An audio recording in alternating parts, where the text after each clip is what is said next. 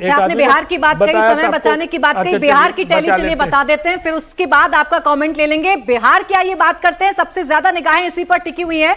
और आइए इसका एग्जिट पोल आपके सामने रखते हैं। 17 से 17 सीटें जिस पर भारतीय जनता पार्टी चुनाव लड़ रही है वो जीत सकती है, ऐसा हमारा एग्जिट पोल बता रहा है। जेडीयू की अगर बात करें तो 11 से 13 सीटें जेडीयू जीत सकती है। एलजेपीआर 3 से 4 सीटें, हम 1 से 1 सीट जीत सकती है। आरजेडी का इस बार खाता खुल सकता है, 3 से 5 सीटें आरजेडी जीत सकती है। कांग्रेस 2 सीटें जीत सकती है, पिछली बार 0 सीट थी आरजेडी की, तो खाता तो कम से कम यहां पर आरजेडी खोलती हुई नजर आ रही है। और कौन सी सीट है जहां आरजेडी खाता भी खोल रही है और जीत सकती है, ये भावेश आप ही बताइए पहले। एक तो जहानाबाद की सीट है, वहां पे पिछली बार भी जेडीयू बहुत कम मार्जिन से चुनाव जीती थी, तो वो एक सीट है। एक सीट है बांका, वहाँ पे जयप्रकाश यादव बहुत अच्छे कैंडिडेट है, वहाँ पे बहुत सालों से वहाँ पे चुनाव लड़ते हैं। बीजेपी जेडीयू का जो कैंडिडेट वहाँ पे था उसको बहुत मुश्किल शुरू से लग रहा था कि वो वहाँ पे चुनाव हारेंगे। नहीं, एक बार जरा बिहार का आपका एनडीए का बता तो दें। पिछली बार 39 सीट था बीजेपी के पास, 40 में से 39 39 सीट थी। इस बार सब कहते हैं वो कैसे रिपीट होगा। आप देखिए नुकसान कितना हुआ, 40 में आप दे रहे हैं 34 से 36 सीट, 39 से घट के 34 से 36। बिल्कुल, वहाँ पे बहुत ज्यादा जो आप हल्ला देख रहे हैं, इंडिपेंडेंट वगैरह जो बहुत ज्यादा खड़े हो गए, उसके वजह से एक देख रहे हैं कि बहुत ज्यादा डिबेट होने लगा, तो वो बहुत ज्यादा मुश्किल है नहीं वहाँ पे।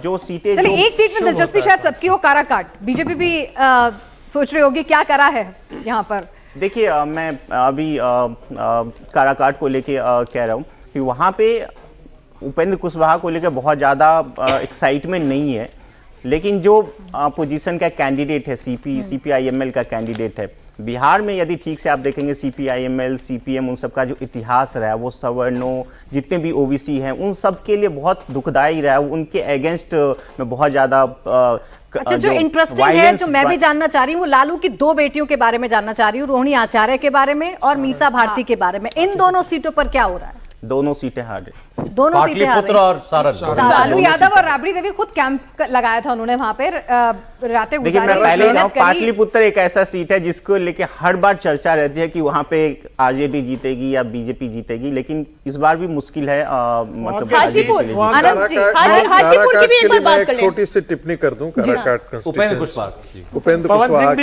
पवन सिंह इसीलिए तो मुश्किल हो गई। पवन सिंह को एक जाति विशेष का वहां पर वोट मिल रहा है, कंसोलिडेट कर रहा है, और थोड़ा सा यंग सवर्णों का वोट मिल रहा है। लेकिन बाई एंड लार्ज जो सवर्ण है, ब्राह्मण, भूमिहार, वो उन कुशवाहा के साथ कंसोलिडेट कर रहे हैं। तो मुझे लगता है ये इंपॉर्टेंट फैक्टर वो एक है। बड़ा फैक्टर वो है जो मैं कह रहा था आपको, पूरी बात अपनी कर नहीं पाए। जो सीपीआईएमएल का कैंडिडेट है ना, वो बहुत बड़ा फैक्टर है कुशवाहा के जीत में। यदि वहाँ आरजेडी का कैंडिडेट होता तो संभवतः ये कुशवाहा वहाँ चुनाव हार जाते इस बार। 4 जून को जब नतीजे आएंगे तो आप देखेंगे कि पवन सिंह जिनको लेके इतनी ज्यादा चर्चा चलती है, वो 30-40 हजार वोट अगर आ जाए तो बहुत है। बिल्कुल सही, दूसरी चीज की आपको हैरानी होगी ये जान के कि पवन सिंह की शर्त बैठने को लेकर सिर्फ और सिर्फ ये थी कि आप मनोज तिवारी का टिकट काट दीजिए।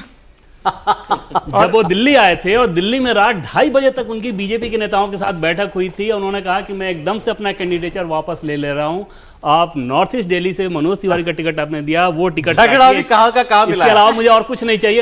आप सब लोग बिहार सर एक मेरी दिलचस्पी बस एक प्लीज, ये नीचे जो आंकड़ा चल रहा है 3 से 9 से 30 से 24 एनडीए, भावेश आप ही से कह रहा हूं मैं, इसमें बीजेपी 272 पार हुई कि नहीं हुई?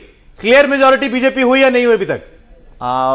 अभी नहीं हुई है। यूपी का इंतजार। लेकिन यूपी से पहले जरा बिहार की बात करनी है। बिहार की नतीजों से हाजीपुर में कैसी जीत है? मीनाक्षी, बहुत मेजर विक्ट्री होगी। मैं तो